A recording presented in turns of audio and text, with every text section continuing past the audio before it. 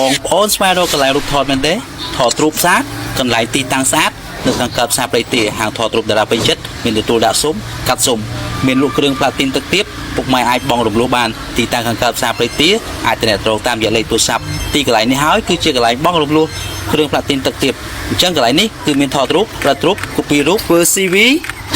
បោះពុំធៀបការទទួលដាក់ស៊ុំរូបចាក់ឲ្យគេមកអមដងទៅតែបានដងម្ដងបានទេលំវា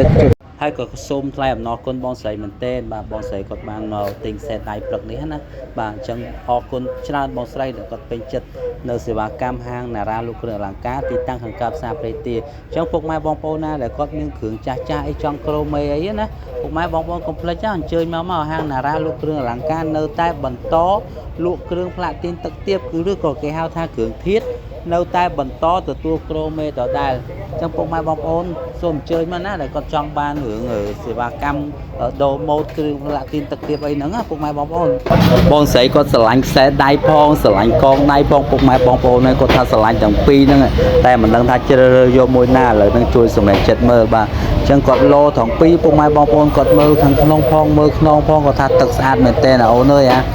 បងពាក់អាមុននោះគឺល្អមែនតើឥឡូវហ្នឹងបងចង់យកទាំងពីរហ្នឹងហើយគាត់សុំឲ្យខ្ញុំហ្នឹងបញ្ចុះតម្លៃតិចទៅហើយខ្ញុំថាតម្លៃចុះបានបងតែឈ្នួលបញ្ចុះអត់បានទេព្រោះដោយសារបងចំណេញតែឈ្នួលតិចទេណាបងស្រីបាទហើយបងស្រីគាត់ថាអញ្ចឹងទុកឲ្យបងទាំងពីរមកណាអញ្ចឹងបងរៀបចំក្រូមេឲ្យទៅអញ្ចឹងពុកម៉ែបងប្អូនណាអញ្ចឹងអរគុណច្រើនមែនទែនបងស្រី